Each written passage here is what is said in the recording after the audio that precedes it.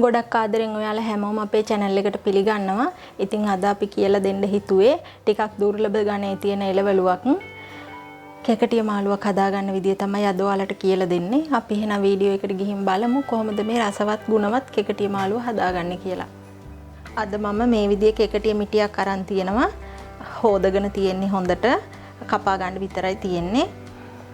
ඊට පස්සේ හොඳට සෝදගත්ත ඉස්සෝ පොතු එරගත්ත ඉස්සෝ මේ විදියට පොඩිවට කපලා අරන් තියෙනවා. ඔයාලට ඉස්සෝ වෙනුවට ආල්මැස්සෝ කූනිස්සෝ කරවල ඕන එකක් එකතු කරගන්න පුළුවන්. එහෙම නැත්නම් එකතු කරගන්න නැතුව ඉන්නත් පුළුවනි. ඊට පස්සේ පොල් කිරි අරගෙන තියෙනවා පොඩ්ඩක්. ඊට පස්සේ තක්කාලි පොඩි තක්කාලි ගෙඩියක් කපලා අරන් තියෙනවා. රතු ලුණු ටිකකුත් ওই විදියට කපලා අරන් තියෙනවා. නයිකොච්චි කරල් දෙක තුනකුත් කපලා අරන් තියෙනවා. ඔයාලට සැරට කන්න බැරි කෙනෙක් නම් නයිකොච්චි එකතු කරගන්නේ නැතුව මුමිරිස් එකතු කරගන්න. ඊට පස්සේ මිරිස් කුඩු තේ හැඳි භාගයක්, කහ කුඩු තේ හැඳි භාගයක්, කරපිංචි ඉත්තක්, උළුහල් තේ හැඳි කාලක්, අමුතුර පහ කුඩු තේ හැඳි භාගයක් අරගෙන තියෙනවා. ඊට පස්සේ රස අනුව ලුණු. ওই ටික තමයි අපට ඕන වෙන්නේ. අපි මුලින්ම අපේ කැකටිය ටික පොඩිවට කපා ගමු.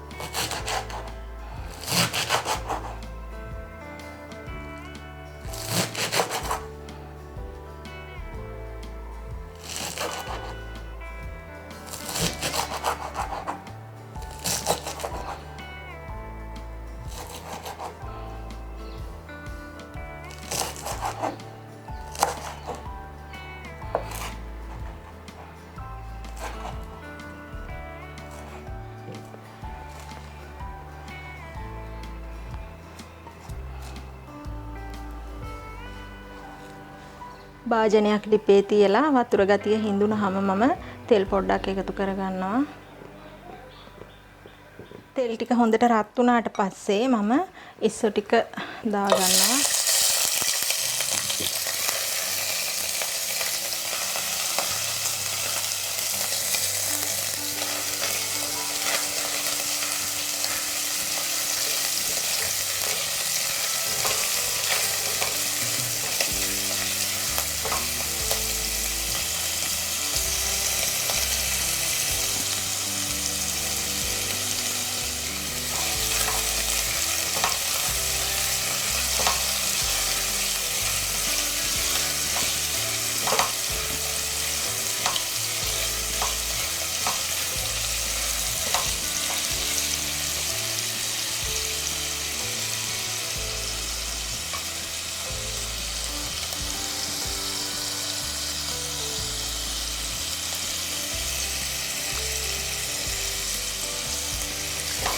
මේ විදියට ඉස්ස හොඳට බැදුනට පස්සේ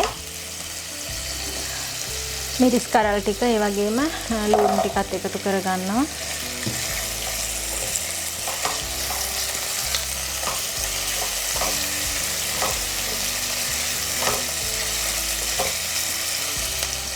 අපි කපාගත්ත තක්කාලි ටිකක් දානවා.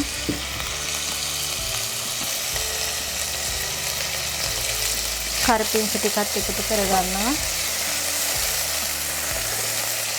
ඊට පස්සේ 3-5 කුඩු මිරිස් කුඩු කහ කුඩු උල්හල් ටිකත් මේ විදිහට එකතු කරගන්නවා.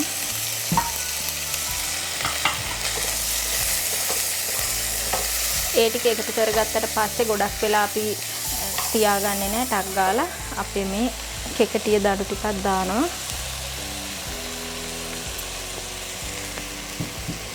ඔන්න ඔය විදිහට. ඊට පස්සේ ලුණුත් රස අනුව ඕගොල්ලොන්ගේ කැමති ප්‍රමාණයට ලුණු එකතු කරගන්න.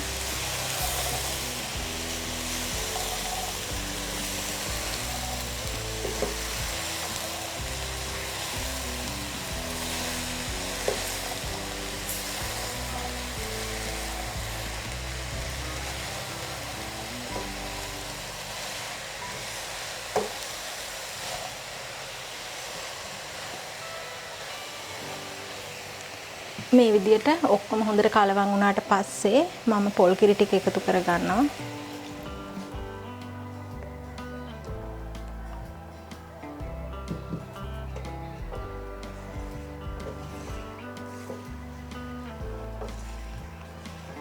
අපේ මේ කෙකටියකට ලුණු දානකොට පරිස්සම් වෙන්න ඕනේ. මේක ඉදිරිය ඉවර වෙනකොට බොහොම පොඩි ප්‍රමාණයකට අඩු වෙනවා. ඒ නිසා ලුණු දාද්දි පොඩ්ඩක් දාගෙන මදි වුණොත් ආයෙ පස්සේ දාගන්න. ඒ වගේම තමයි කේකටියත් උයන ක්‍රම ගණනාවක් තියෙනවා. හැමතැනම හොයාගන්න නැති වුණත් හොයාගත්ත වෙලාවක ඔයාලා මොන ක්‍රමයකට හරි උයලා බලන්න. හරිම රසයි, ඒ වගේම හරිම ගුණයි. මේ විදියට විනාඩි 5ක් විතර අපි ලිපේ ගින්දර අඩු කරගෙන උයාගමු.